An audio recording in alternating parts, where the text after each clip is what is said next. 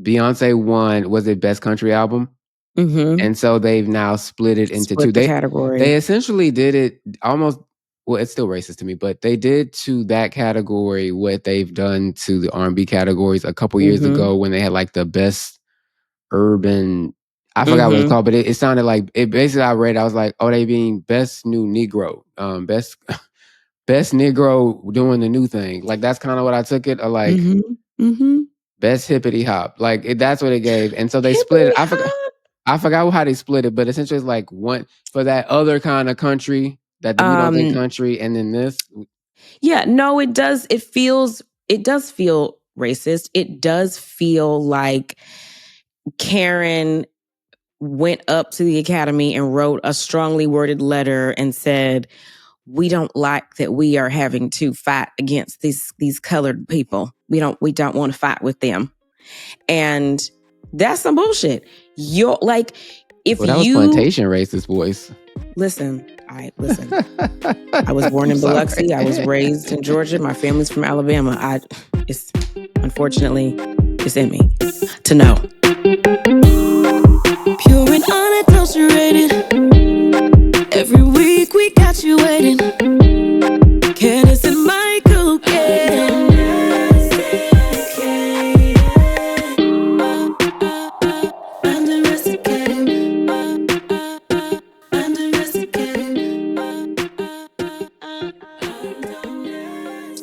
Hey, good morning, afternoon, evening, wherever you are in the world. I'm Candiace. I'm Michael.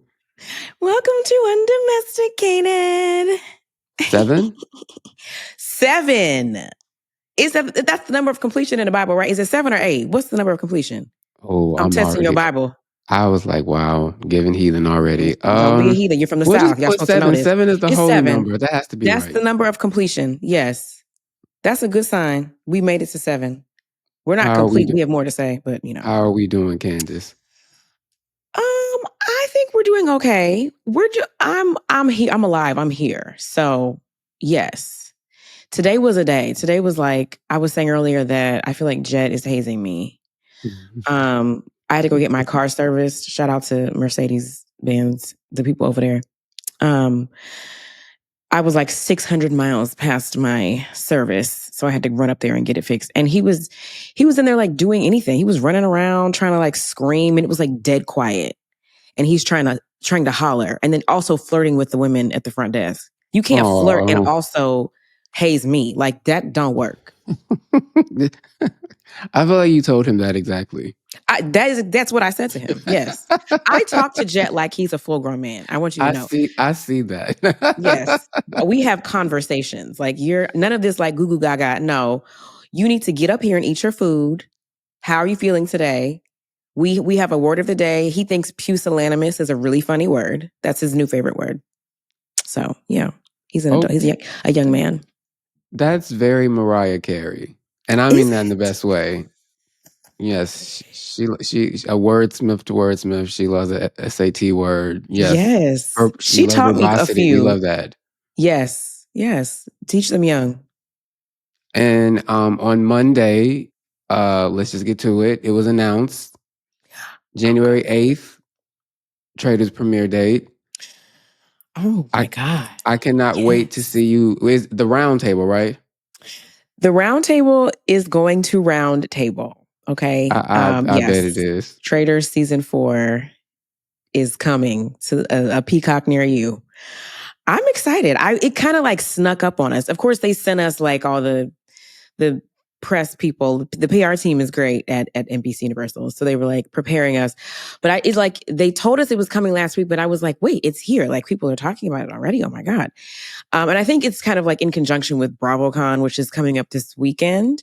They want to like kind of get it out there so people can be talking about it and buzzing at BravoCon.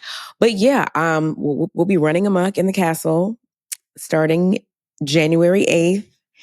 It's a really good season. You're going to be surprised, I think, in a pleasant way, I hope. Like, it's not what you think. None of it. Me, the season, the cast, it's all different in like a really interesting way. Yeah.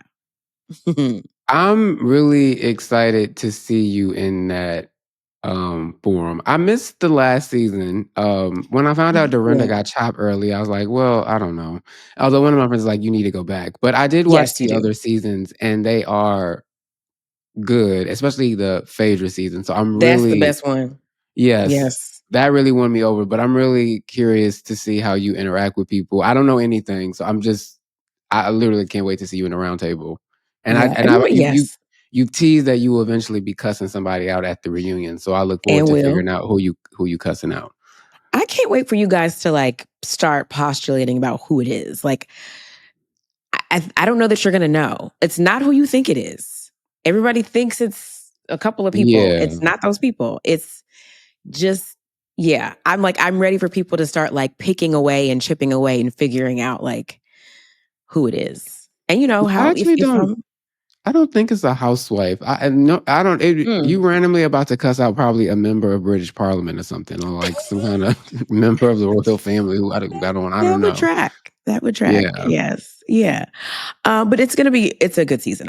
I'm super excited for everybody to see all the things, honey. Okay, but how you doing? What's going on with you? Where you been? What you been doing? What you been seeing?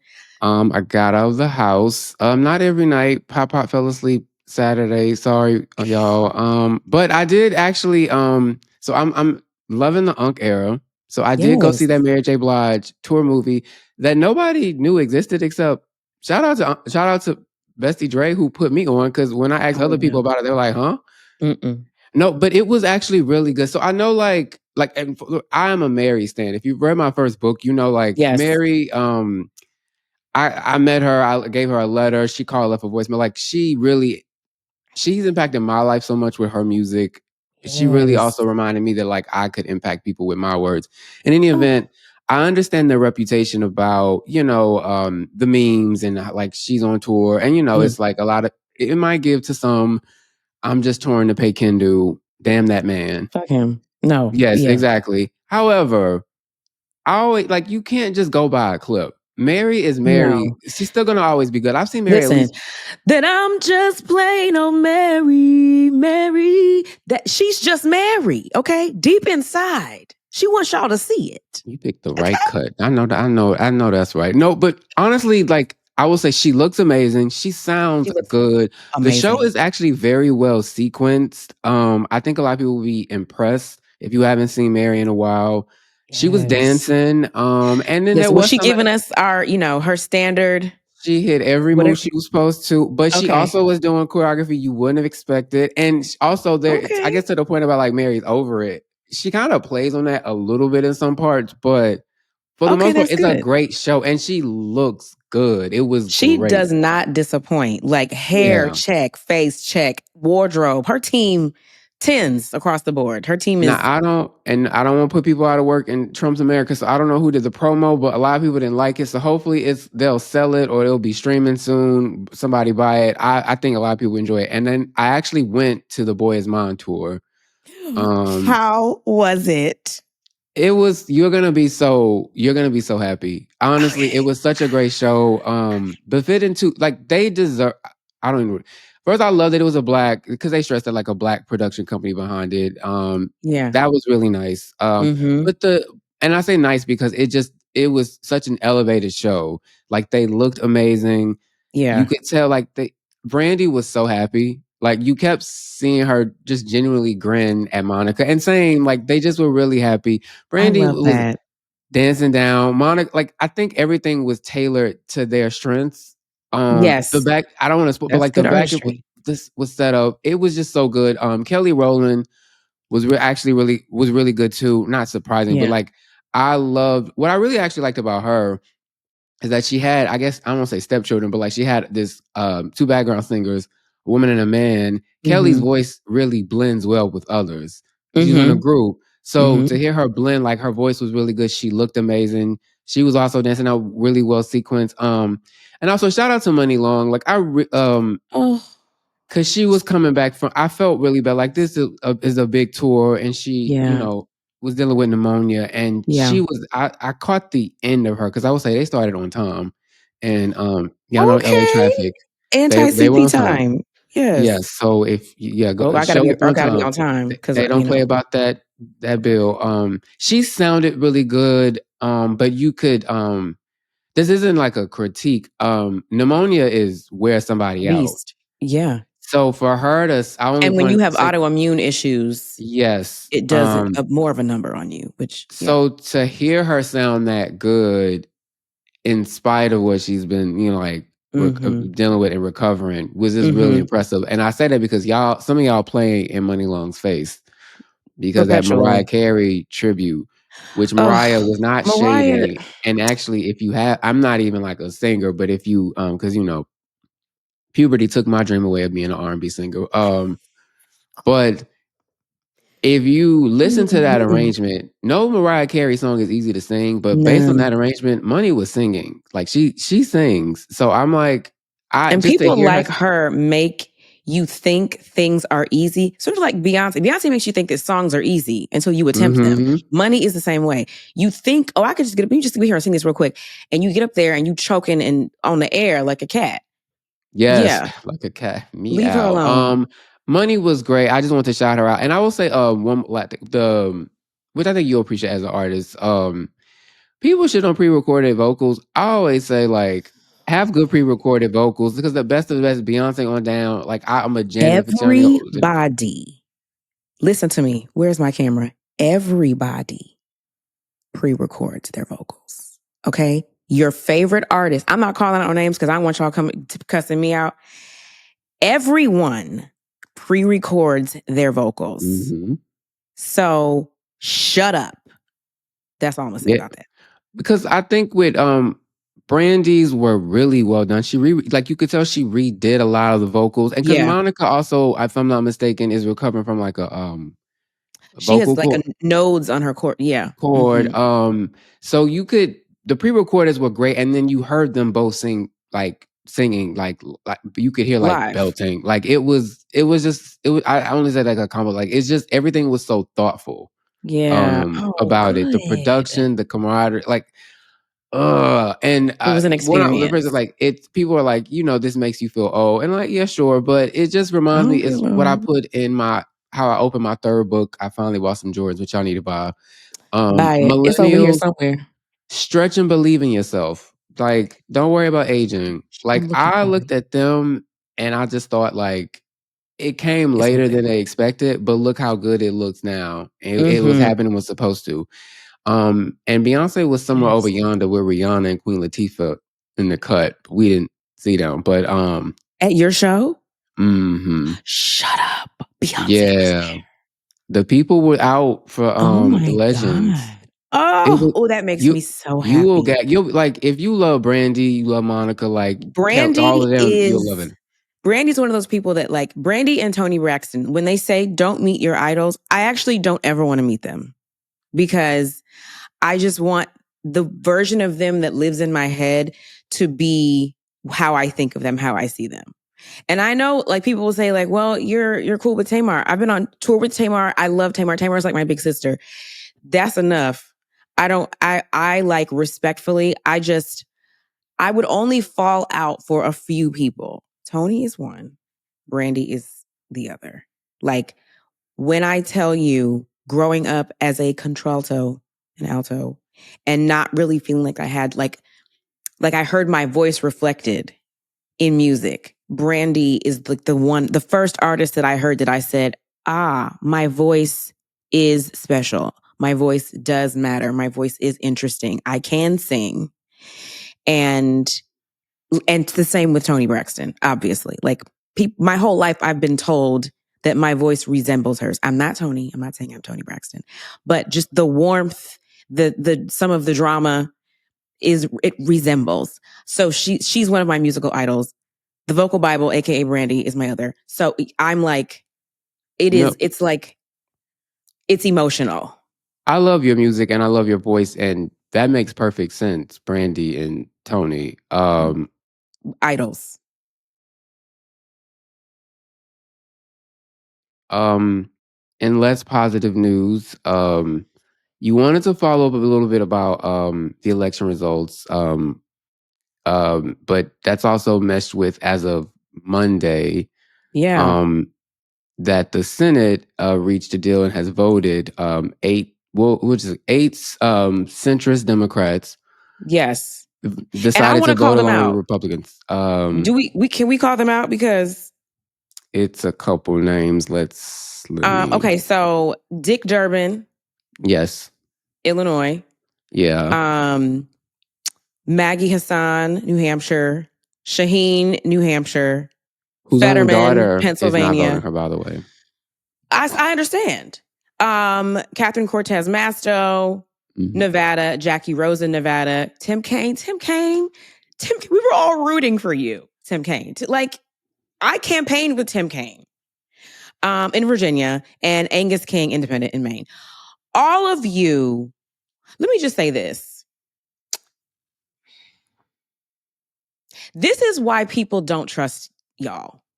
We don't trust Democrats because of the foolery y'all are doing right now. Because even when you have the moral high ground, you find a way to trip over it.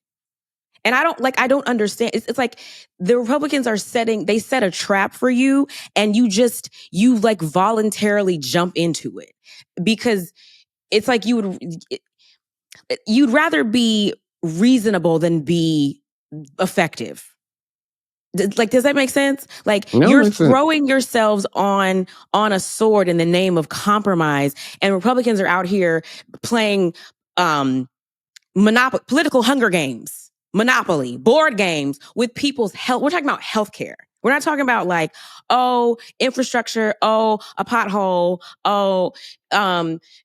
my edges. No. We're talking about people's health care. And you all are playing literal fuck games with people's health care. You cannot both sides an issue. This is survival. You cannot both sides survival. This is not a bipartisan issue. Or it is, but it isn't. You can't, how do I say this? There is not a bipartisan way to keep people from starving.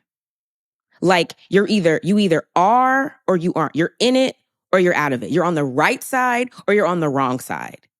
There's no middle ground here. And the fact that we are literally playing political hockey with people's lives, eat a shoe. Everybody go eat a fucking shoe. Eat a shoe. All of you. Dirty one. Honestly, how can I put it myself? I'm not surprised, but it's just extremely disappointing and frustrating how literally last week so many people voted for Democrats essentially because they were perceived to be fighting, then to have 8 centrist Democrats, and while the majority leader Chuck Schumer didn't vote for it himself, that wouldn't have happened without his approval, tacit approval. And in fact, one of the senators indicated somewhat as much in the press. And frankly, follow me, but when I think a lot of this too personally, I just think, early in the year, I'm being colloquial, but I had a real scare. I was like, just my luck, I have dick cancer. So I've only been to the hospital 2 times since my mom passed away of cancer, and it was to visit a friend who ended up having that same cancer that took my mom away. Unfortunately, she's good. And then there was my own scare where early in the year, I was feeling some kind of strange pain. You get to looking things up. And it was a little bit of deja vu in that when my mom was diagnosed, I was looking for Beyonce tickets. And when Beyonce tickets went on sale again, I'm getting an ultrasound myself. And then eventually seeing the specials. Unfortunately, I am fine and thankful after multiple presentations early in the year. I was like, I got a better explanation of what was going on. But getting older, a lot of millennials get all types of things. Yep. I've lost friends, so relatives. So it's immediate to me. I get this, and one thing that really frustrates me is that I've already seen a lot of commentary that essentially Democrats were not going to get anything out of this, and that's pretty much their attitude. I did see some rumors reporting that essentially some airline lobbyists got to those senators and like, we've been paying you money, shut this shit down.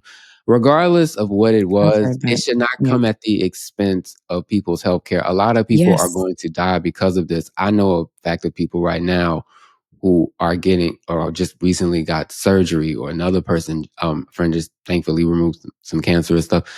And one was not able to get any help recently because they lost their job and then lost their insurance. And people who have insurance now who can't afford to go without it at any length in time are going to be charging like double the amount. So a lot of people are going to quadruple in some cases. Yes.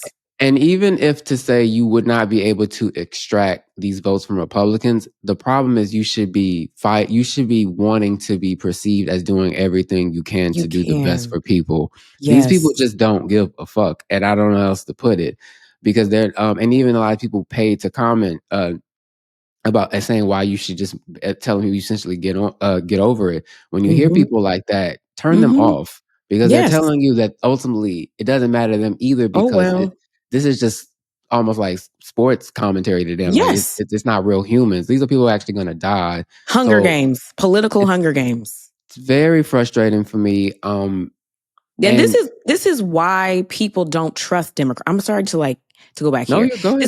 This is why again, and I will say this again, as We're a lifelong MAGA Democrat. No, I'm not a MAGA. As a lifelong Democrat, this is you don't get anywhere in this space without challenging the people that you're supposed to believe in and vote for. But this is why the Democrats cannot build trust or turnout. Shade. Okay. Yeah. This is why the people ain't coming out for y'all ass, because people are not apathetic these days because they don't care. People are apathetic because they are tired of caring more than the people that they elect. Like we the people of God, we are tired. We don't want to be the only ones outside in the cold or in the heat of the night and the day with our signs protesting and lobbying Congress and calling y'all while y'all are out here on vacation or doing whatever the hell you're doing, not opening the government. Like it is a barrage of nonsense. It's a barrage of apathy. And this is your problem. And we thought, and like you just said, we just had this miniature blue wave. We just had this exciting moment of hope. And I'm on my timeline. People are so excited and feeling like life could return to some sense of normalcy again. And then y'all do this shit. Like, you are not martyrs. You all are not, you're not getting a round of applause. Where's Rihanna? How about a round of applause? No. Like, you're putting on quite a show. This is literally the Rihanna song, okay? Somebody needs to go blast, what's the name of that song? Go blast that in the halls of Congress. You all are literally doing shows. This is Cirque du Soleil. Every time I think of that song, I'll think of Tasha Mack. I think it's Take a Bow. Is that the song you're talking about? Take a bow. Yes. Democrats, take a bow, okay? Because you're doing shows and nobody's buying tickets.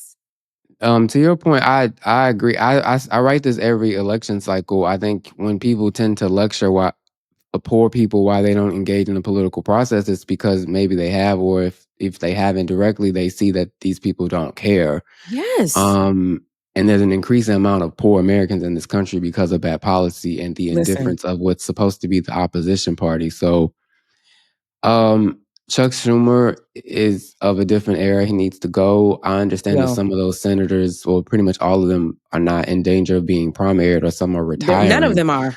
None of them are for re-election. None of them are. Yeah, they're all fine or retiring. Yes. But that doesn't mean that voters cannot make their lives difficult, and nothing else, by inconveniencing them, by protesting them, by letting them know that they are not pleased. Their voicemails, them, make their aides work. And that's make another them thing. Cry.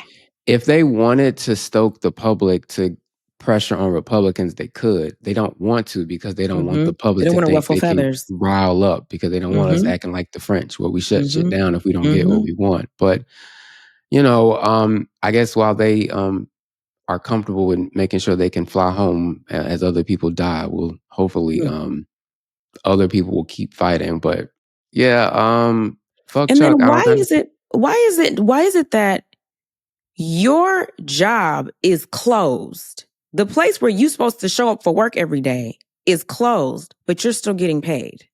That should be, can we write that in somewhere? If the government is shut down, you shouldn't get a paycheck, because the people that make this world go round are literally sitting at home missing. This is like what, the third or fourth check that they've missed. They're not getting paid. You all are getting paid to sit around and play fucking Hunger Games.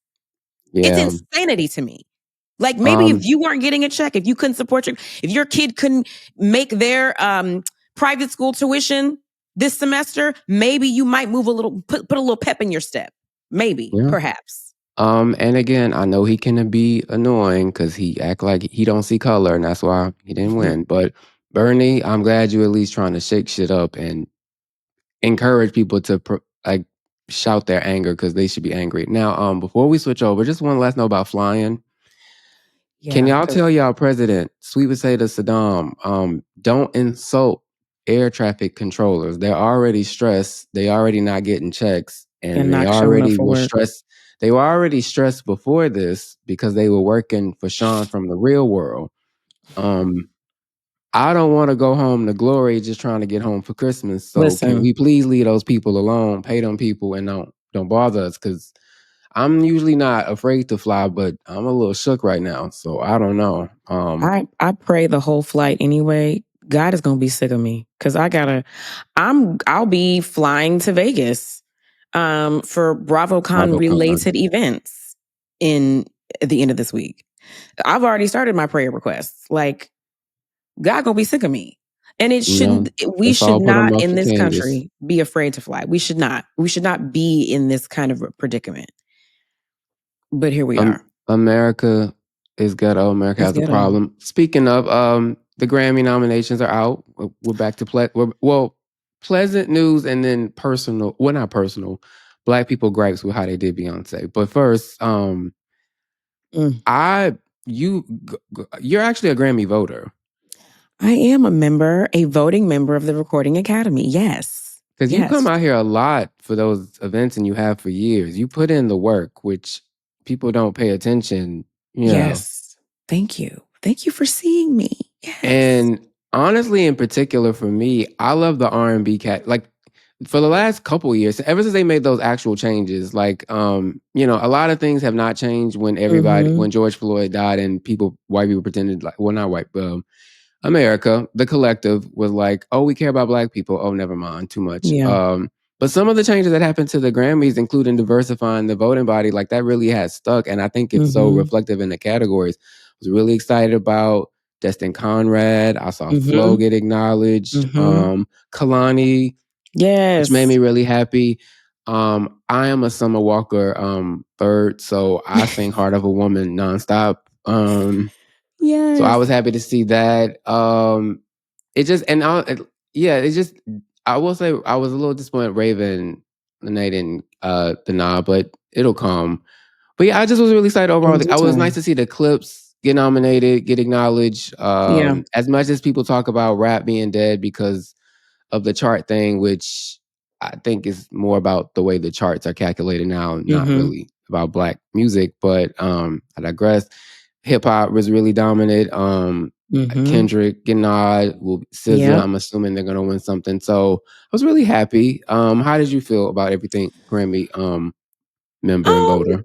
Yeah, I feel like there's definitely a shift, but I also still feel like they're kind of playing it safe in some ways. Yeah, you can feel like they're trying to balance between relevancy and legacy, because like you said, you have like Kendrick and Lady Gaga leading nominations. So, but I feel like that kind of proves or says that we're still kind of obsessed with critically respected names.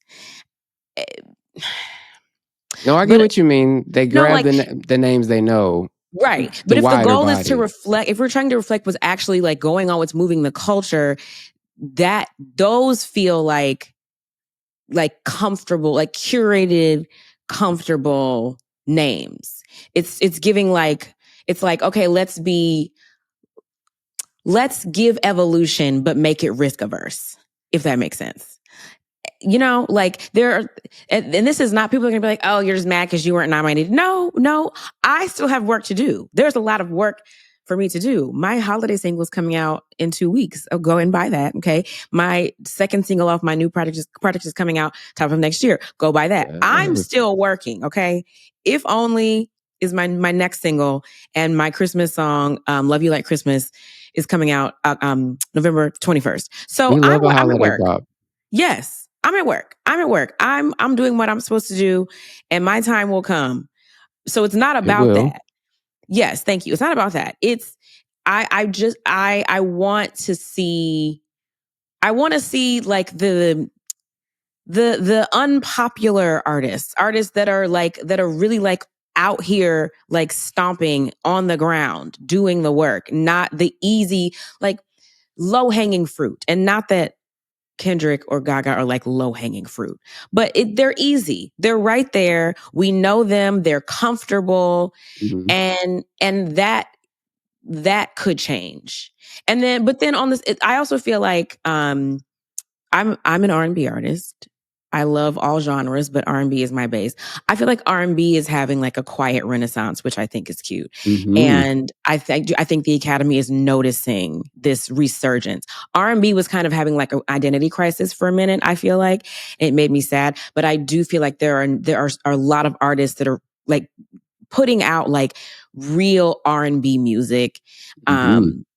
Like Victoria Monet, Coco Jones. I'm a Coco Jones stan. Like if Mhm.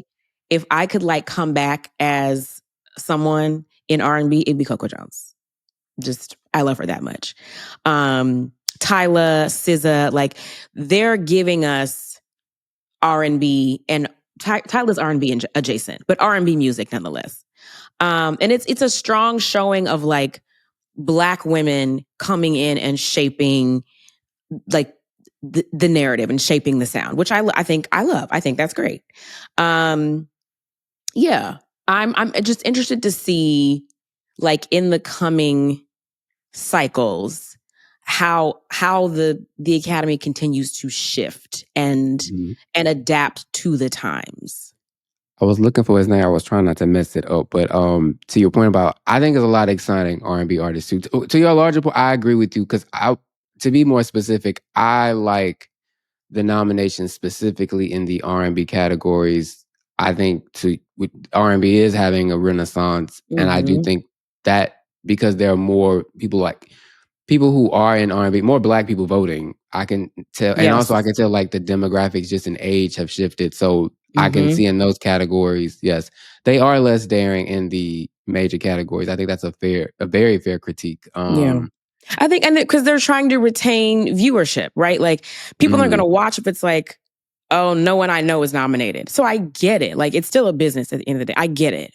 But also, don't throw the baby out with the bathwater. Is that the saying? Like you gotta, we gotta stay with our ears low to the street, stay grounded. And like don't let the genuineness of the music and the artistry get lost because you're trying to over commercialize. No, and honestly, they're trying to get a younger audience. So if they want a younger audience, they need to reflect that more. And now you did feel a way about, well, we both feel a way, but I wasn't shocked when I heard it. Beyonce won, was it Best Country Album? And so they've now split it into two. The category. They essentially did it almost, well, it's still racist to me, but they did to that category what they've done to the R&B categories a couple years ago when they had like the best urban, I forgot what it's called, but it sounded like, it basically, I was like, oh, they being best new Negro, best Negro doing the new thing. Like that's kind of what I took it, or like best hippity hop. Like that's what it gave. And so they split it. I forgot how they split it, but essentially it's like one for that other kind of country that we don't think country, and then this. Is it contemporary? No. What is it called? Yes, it's. I'm blanking They on did that a contemporary, which I was like, yes, oh, you mean contemporary country or something? Yeah. No, it does. It does feel racist. It does feel like Karen went up to the Academy and wrote a strongly worded letter and said, we don't like that we are having to fight against these colored people. We don't want to fight with them. And that's some bullshit. You're like, if Well, that was plantation racist voice. Listen. I was born in Biloxi. I was raised in Georgia. My family's from Alabama. Unfortunately, it's in me to know.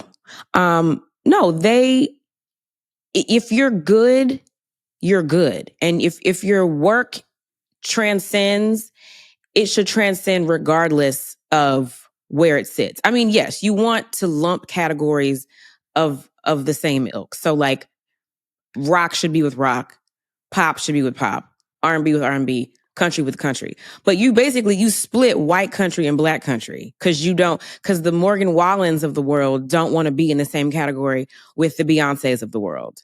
And like, step your pussy up. We love a step your pussy up quote. I mean, the thing with that split up, I mean, I'm like, whatever. They'll always keep moving like certain people will always try to move the bar and change the metric when they don't get the result they want. Always moving. There it is. Yes. Yeah, because to me, the thing with country music in particular is like a lot of the singers their cadence, their singer delivery is like very much like a rapper. Just sort of like Beyonce, the way she sings. And Beyonce's one of the, to me, the greatest rapper of all time. One of them, the way she sing raps. And literally a lot of country songs just sound like Ja Rule ballads with a twang. Yeah.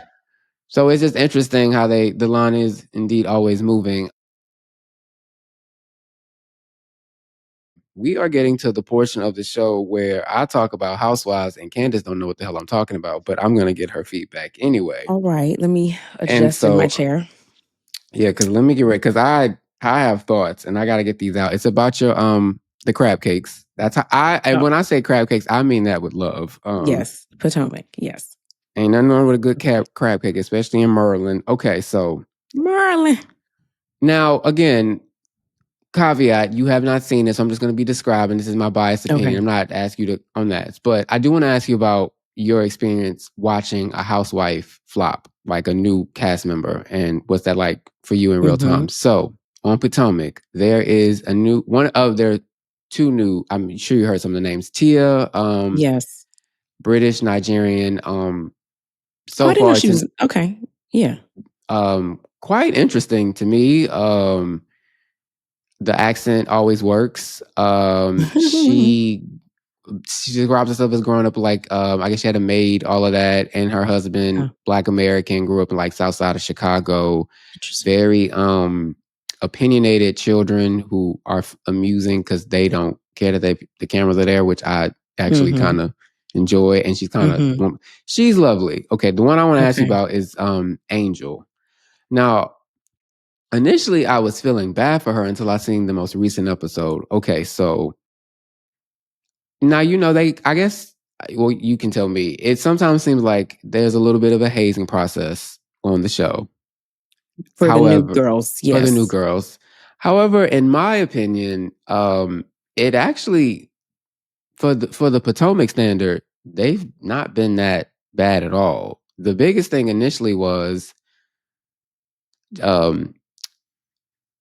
Giselle and someone else bring up how her pictures that she posted online, a lot of the face tune, it did not match her face. Okay, yes. And so more recently, she posted, I guess they posted one picture on the show, but the actual picture, she was like, this is what the picture they were talking about. It wasn't that one.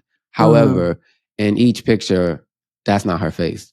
Now, she is beautiful. She, I've come to learn it was a journalist for BT News and other outlets. I've seen some of her stuff. It's the same face. She's married to a retired football player, I believe. I forgot what he looked like, but I do remember Andy Cohen told in a Call Your Daddy interview that he's like the finest house husband. And Andy like a black man, so I'm sure like he allegedly, I don't know. But Andy like attractive black man, so I'm gonna trust on him. So like fun. However, she's also a new mom. Okay, that's cute. And so part of me wonders, is that part of it? But I don't know. What really got me in this most recent episode is, okay, Giselle apologized about the picture thing if she felt whatever, which was a genuine apology, which I get, but I believe me, I'm like, it wasn't that deep, and she was really being nice about it. And then they've all been like, in one way or another, she seems to think people keep trying her, and I don't think it's that deep. The girl, what's her name? Yes, Angel. Angel. She thinks people are trying her. Yes. Okay. So no, on Okay, this most recent episode, they're trying her, but it's like maybe light taps. Cause like, girl, it wasn't your face. And it's like a housewife tradition sometimes for them to like make up a new face. You could have been like, look, I was nursing or doing something else, and I just was trying to whoop-de-woo, and look, you don't see this face now? I need to see a picture. How like is it like that dramatic? It wasn't her face. Respectfully, it was not her face. So now on Sunday, okay, they're filming, and then the cameras are down, and Jazzy goes to Angel and says, essentially, brings up some girl DM'd her trying to talk about mess about Angel and feeding her information. And so Jazzy goes to Angel off camera, and they discussed it. So even though cameras are down, you can hear something like Angel popping off about the girl with snaggle. She snaggled too. She this, she that, she blah, blah, blah. Is this it? Hold on. I'm looking at it. Oh, the picture that's not her face? This cannot be it. That was the picture. That was. This is not. It's not her face. I'm trying to justify it, and I'm looking at I'm trying to see other pictures of her to compare them to this one picture where she's face tuned and she has like the boho braids. I like her real face. I like her real face. I like her real face better. Because you said she had a baby. When you have a baby, when you get pregnant, your nose will spread from here to Mexico. Okay, my nose got real big. So at the end, because I'm looking at this picture, like her whole face is slim, like so slimmed down in this Facetune picture, and the picture that it's next to is not slimmed down. So I'm wondering if did she look like this before, and then she had the baby, and everything just spread out and it hasn't gone back down yet? Mine just went back. I think I still haven't gone back. I still want this to do this. If you could see me. See, maybe it hasn't gone back. I don't. This is when I feel as a gay man. I was like, let me squint. No, like I looked at old footage of her came up on like a TikTok feed of her being a journalist. She's always had the same face. I'm like, I don't know where this new face came from. Your face is beautiful. That just wasn't even a picture. Cute. So in the moment, I was like, why don't you just like, you know what? I did the most. Now the thing with Jazzy is, wait, did she say? Was she saying that it was her? Yes. That she wasn't. She was saying. So she was saying that this picture I'm looking at right here is her. Yes. Okay. So then Giselle apologizes. They go there's a group scene. What is she apologizing for? What did she apologize for? I guess offending like a new mom, like offending her. Like she found out like she was upset about being poked at. So she apologized. I'm hoping I'm not messing up the brow. But she apologized, and then they have a scene and they're enjoying themselves. And then she comes back another time and is upset about it. And it's just confusing. And then on this most recent episode, Jazzy literally pulls her to the side about rumors that people from the internet are bringing up. And she's talking about it while the cameras are down, but Wendy and Stacey hear her. Jazzy never brings it up herself. They switched to Jazzy, it's a bridal. They throwing ass and, whips and chains and all that. Having a ball. Okay. And then Angel makes the snide comment at Jazzy's bridal event, mind you, that they're filming, like, well, Jazzy got a big mouth. So Jazzy brings up to you off camera some shit about somebody brought to her that you holler about when cameras are down and you let other people hear you. She don't bring it up on camera again, but you bring it up yourself by calling her with a big mouth. So then they all start being like, well, what you talking about? And then Wendy brings up it seems like you had a conversation. Exactly. So I'm watching this, and literally Ashley, of all people, goes, I don't do her voice, but gotta have Ashley impersonation. I just need to watch it. But Ashley actually tells us like it was actually really solid of Jazzy to do this for you. Like she didn't bring it up on camera. She could have told all of us. She put it on blast. She literally pulled you to the side off camera to be like, "Hey, this is what's going on." Wait a minute. What? Yeah. Well, then Forehead said this. Yes, and then the rest of them. This is the same bitch. Because so I'm having PTSD. Hold on. I could. Yes. I need some water. I was. Yeah. I mean, I past season contradictions notwithstanding, it just felt in earnest, like literally, and then it ends with Wendy essentially echoing the frustrations, like no matter what they do, she thinks they're attacking her, and it's like there's always this reaction. She had, from what I understand, her husband and her have a lovely life. They have some business in Colorado, like the hikes and nature trails, all this stuff. And she came back home to be on the show, do whatever. But it's like, so they live in Colorado, and she rented a house in Maryland or something. So child, y'all need to see. So my thing is like, casting is not casting. My thing is like, I had sympathy because I'm like, you could be a new mom, maybe it's hard. I don't know, but is she one? How many kids does she have? I can't remember. Maybe it's his first time, but I thought initially maybe it was like being a new mom thing. But the rumor Jazzy didn't want to bring up on camera was that essentially people were telling her that she's not nice to people and she's very nasty to people. So now I'm like, well, is it because you're not used to being challenged or anyway or poked in any way, and you're kind of like this shit can't take it type, whatever it is. I want to give her grace, but I have been giving her grace, but I'm like, you don't seem to know what show you're on. And I actually thought it was when they're coming at her, is she like coming back at them? Candiace, I don't even really think they're coming at her. Like, and believe me, I'm not saying like some of these people I'm describing, like these are not my favorites, but I'm like, they're not. You that didn't look like you in the picture. They brought it up. It was light work. Girl, that's not you. You were sensitive about it. They apologized, trying to be nice because new mom, and like also they can. I mean, it's just like it's not being said, but I'm like, I get maybe they get the sense that like she's not doing the well on camera, because when we even Ashley in the scene confessional mentions like you are a little too relaxed sometimes. So it's sort of like you're not there, but when you are there, you're just mad. That's not your face, which I'm still on. And Jazzy, I'm gonna ask you might be the episode title now. That's not your face. I was just thinking that. Yes.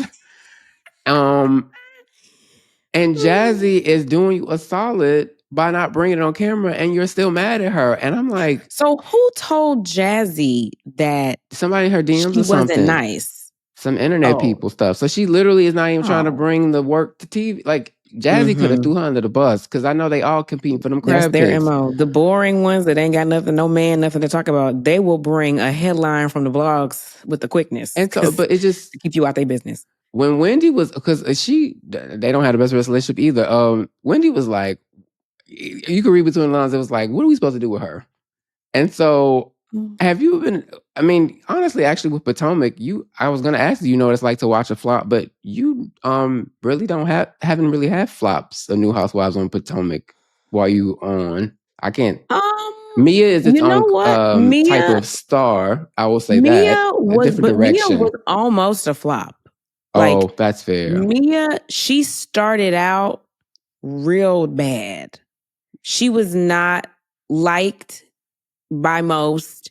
We didn't really know what to do with her at first because she lied so merciless. Like the lies just like fly out of her mouth like air. Yes. Like, and we couldn't make heads or tails of her. And for a minute, it did kind of seem like this is not working.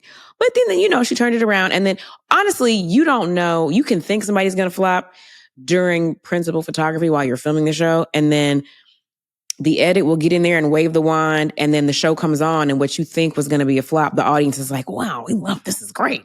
She's an icon. Everybody's an icon." So yeah, that's probably the closest to a flop that wasn't really a flop. Mia, I'll let you go. You're not a flop. Your feet be flopping, but you're not a flop. The way, and she gonna be in the comments like, "Hey, girl." No, I love Mia. She seems very sweet, I guess. Mia is literally just, she is some cotton candy. I love her. But no, I don't know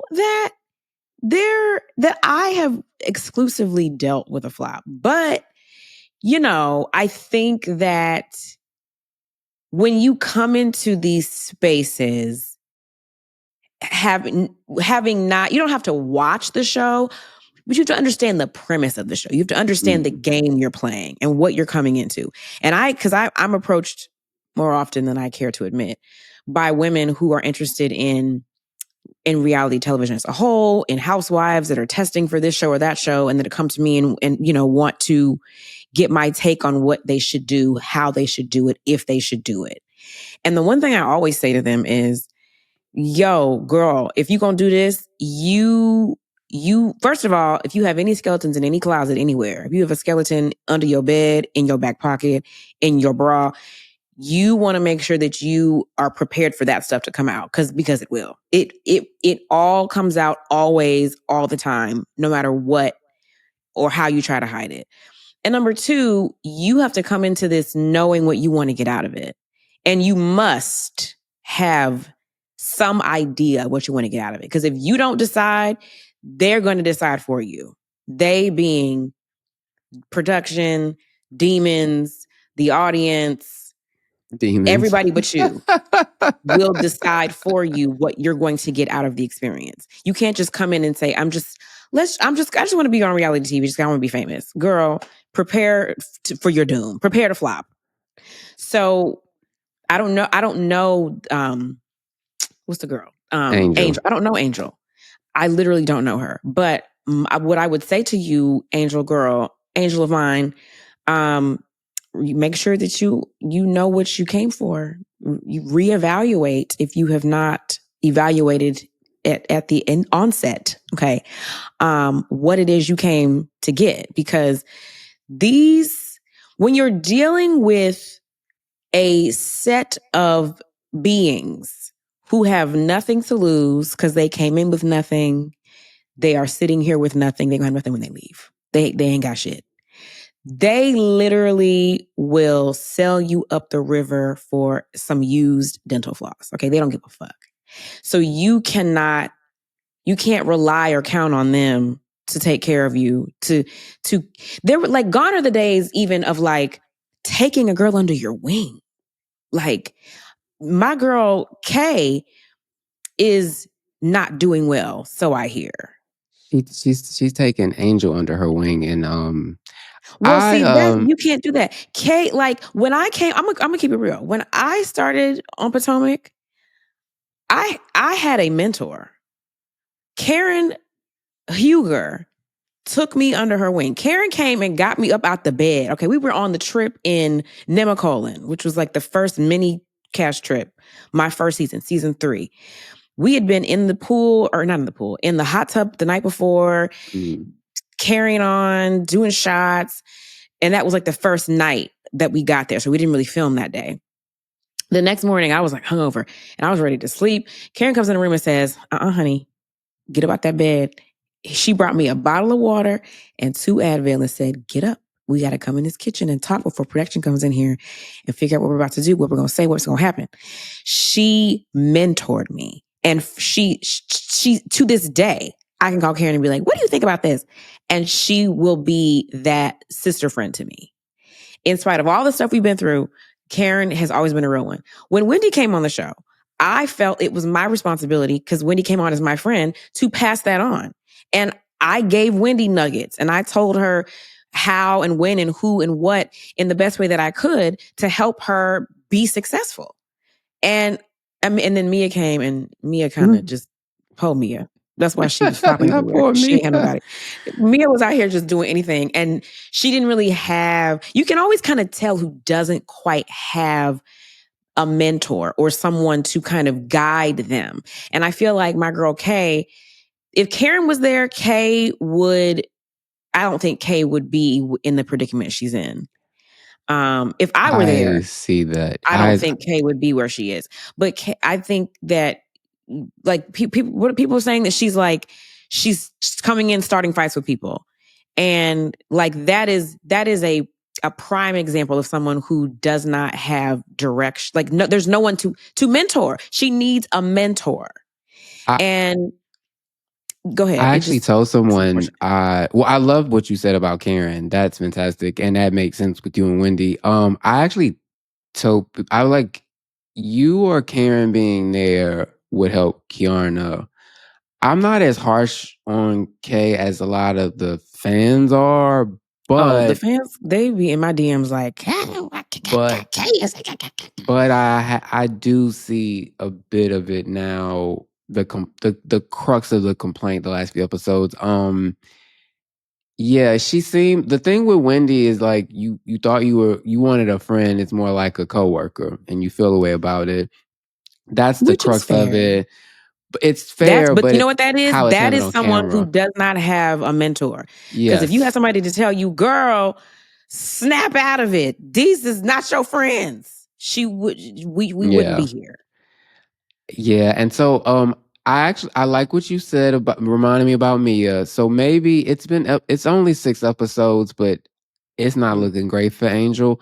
But maybe the magic wand will help. I will 6 is lift, not a lot of episodes. I will a lift her lot in could change. prayer. Yes. In the meanwhile, though, girl, that ain't your face. I'm gonna just leave it on that.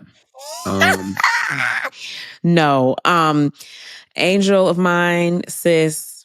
I don't know you. I'm sure you are lovely. Yeah. I'm sitting here. I'm looking at it. It's right here on my screen. This is not your face. And your real face looks better. Let's just stick with that real. She's so cute. Yes. She's really cute. But you know, people, the demon of filter will smite God's children. We'll just smite them right on up. You know, I love a filter. We were just talking about this last week with Simone. Shout out to Simone Sanders Townsend, who was a lovely guest on our show last week. I love a filter. I will get a good old nasty slim down. Cause again, I think I have like postpartum face. I think my face is a little puffier than I would like for it to be. I still think my nose has not quite gone back to what it was. The spreading of the nose is like, God is going to remind us that Eve fucked it up for everybody. He's going to remind us. He gave us periods, okay? And he gave us this spreading of the nose to remind us that we fucked it up. Like, we told this man to eat this apple and the Garden of Eden was no more. I feel like it is punishment. Why would my nose spread? That is not of God. It's demonic. So I will sometimes get the filter because I just feel like I need to slim my cheeks and slim out my face. My face feels fat, like fatter than it should be. So maybe she's having like postpartum facial dysmorphia, which is a thing. And I say this as a postpartum mother. How old is her baby? I'm not sure. I think the baby has to be relatively young because I think she's still, I mentioned nursing at one point, not that long ago. Okay, so. Yes. If she's still nursing too. If she's still nursing, her face is puffy. Because a lot of things don't go back until after you have to be like 6 months plus beyond nursing for stuff to start going back to where it was before. And some of it don't go back. It's stuff that still ain't going back. It's probably not going to go back. Like, watch the tune in the real time. All right. So nobody asked me. I believe we're both talking about the same show this time. Or did we switch? Okay. Yes, go ahead. You go and I'll go. Nobody asked me, but okay. Actually, at Candiace's, she mentioned the show, so I was like, I'll give it a whirl because I was not gonna watch All's Fair. Nobody asked me, but it's not good. But it's not. And frankly, I will say the only thing that actually annoyed me was that there's a review in the Hollywood Reporter going around where the actual Twitter account of All's Fair quoted it and responded with the meme about "Here comes the art police." Now that type of shit kind of actually irritates me because just on a social media, companies acting like they have real personalities or whatever is kind of its own thing. But secondly, like criticism has its place, whether or not the show itself took it seriously. I put it like this: Kim Kardashian is wooden in it, but in her defense, the script is terrible.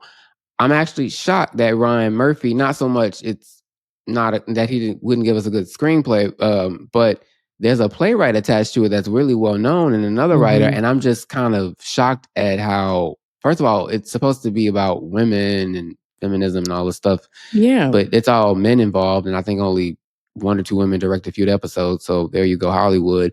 But the review that they were kind of mocking was talking about the show itself was like nothingness, and it kind of contributes to the decline of TV. I don't know if I'll go that far. I'll just put it like this. It's not a good show. They didn't take it seriously. I thought it was hilarious how Niecy Nash in one scene has a Gucci belt, and in the same scene 2 seconds later, she ain't wearing it. That belt is something else. That shocks me. Now, I love me some Niecy Nash, and I will say Niecy Nash is the highlight of what I was able to get through on that show, because frankly, as much as I like Sarah Paulson throwing out random insults at will, I can watch her do other shit with that. Than that, it's just not good. It wasn't good. And White Tyler Perry, there's a space for like bad art or where. Well, that's subjective, but there's a place for like soapy trash stuff. I personally just found it loud without literally anything to say. If I want to watch something that's ridiculous and looks expensive, I'm just sticking with Beauty and Black. That's my type of mess. Shout out to them. Shout out to Crystal Stewart. Yes, ain't she from Houston? She is. She was Miss Texas USA 2008, and she won Miss USA 2008. Yes, she is my pageant idol. Yes, H-Town legend. Her. Yeah. Okay, I love that. In the same vein, nobody asked me, but y'all have to stop allowing your hatred for people allow you to be so vindictive that you will give an entire show 0 on Rotten Tomatoes because you hate one person. How dare you disrespect the Glenn Close, the Sarah Paulson, even the Tiana Taylor, the Naomi Watts of it all. Who did I miss? The Niecy Nash of it all. How dare you disrespect these legends who have agreed to tether themselves, perhaps against their better judgment, to a show with a Kim Kardashian at the helm and believe in this thing. And you give the show that is disrespectful. And I have seen part of the first episode, and then I've seen clips of the rest of the episode. And it's boring, right? Nepotism is a bitch, okay? Like, and Ryan, all respect to Ryan Murphy, he's a legend.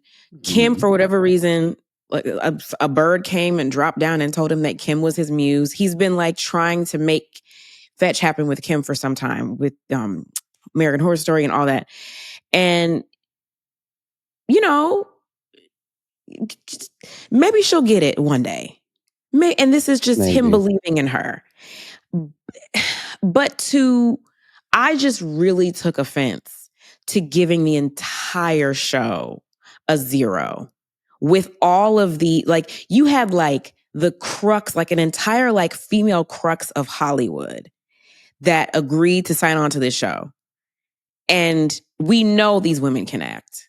We know they can. And I will also say this too. I didn't believe, I think my manager was talking about how the writing wasn't good. And I was like, no, I don't believe you.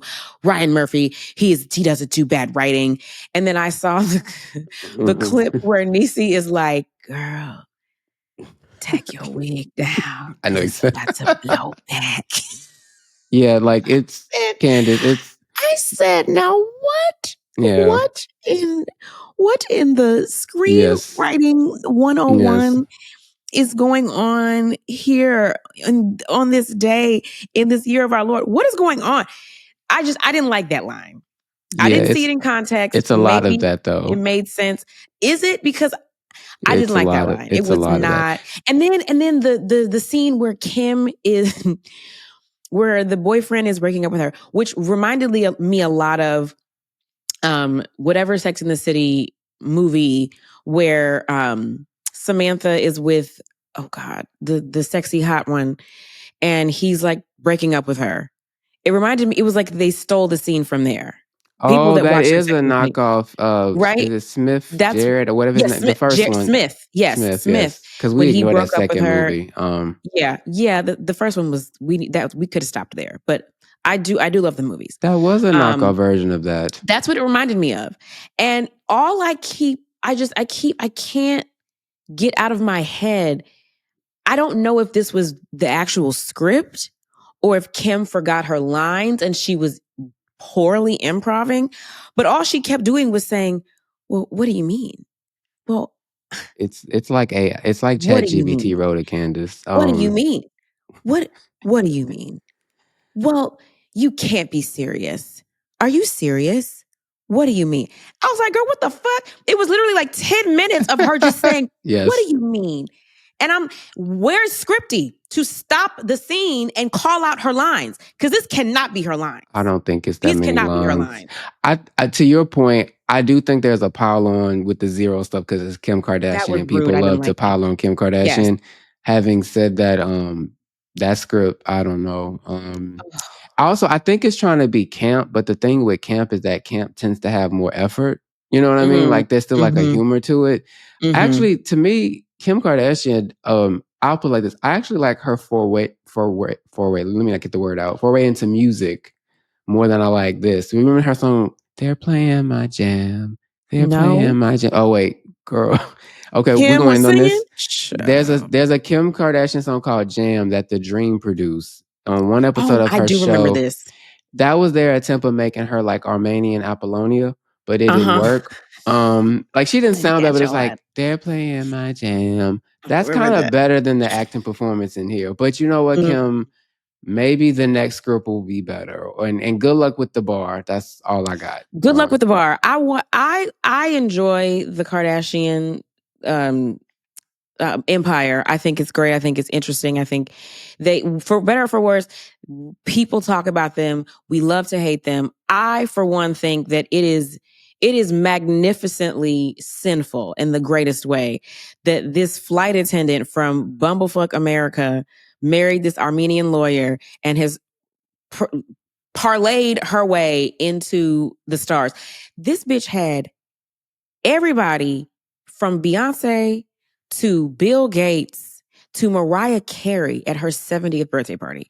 Kris Jenner is the Illuminati. Like she has something on everybody. Okay. The white Joe Jackson. She is literally the white Joe Jackson.com plus.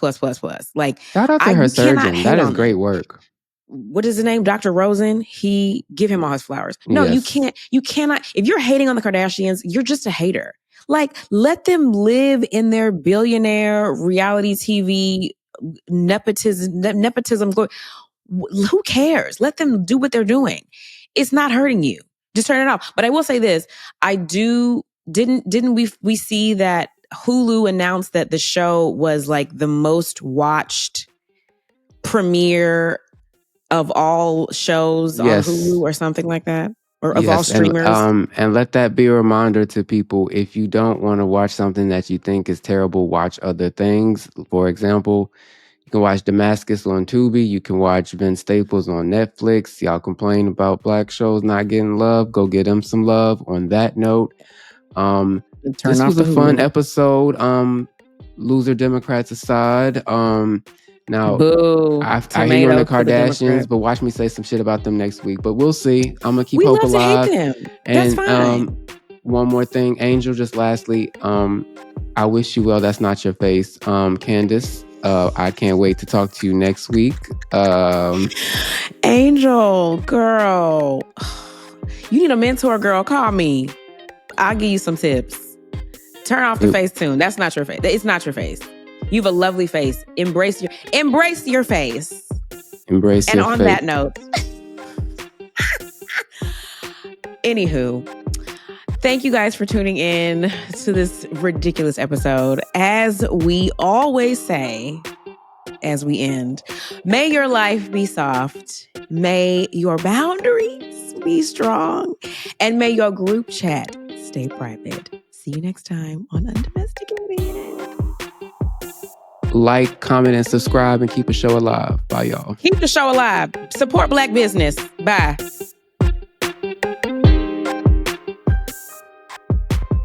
Undomesticated is presented by Odyssey and Agenda Management and Production. Our executive producers are Brandon Sharp from Agenda Management and Production and Corinne Gilliard-Fisher. Our executive producer from Odyssey is Leah Reese-Dennis. Miguel Contreras is our senior producer. Michael Arsenault and Candiace Dillard-Bassett are our producers. Sound design, video production, and engineering by Miguel Contreras. Booking by Jillian McEwen. Original music by Candiace Dillard-Bassett, Nairi Davidson, and Donald Hazel Sales. Special thanks to Nairi Davidson, Maura Curran, Josefina Francis, Hillary Schuff, Eric Donnelly, Kate Hutchinson-Rose, Lauren Lombardi, David Gannon, Kurt Courtney, and Lauren Vieira. It's a lot of names.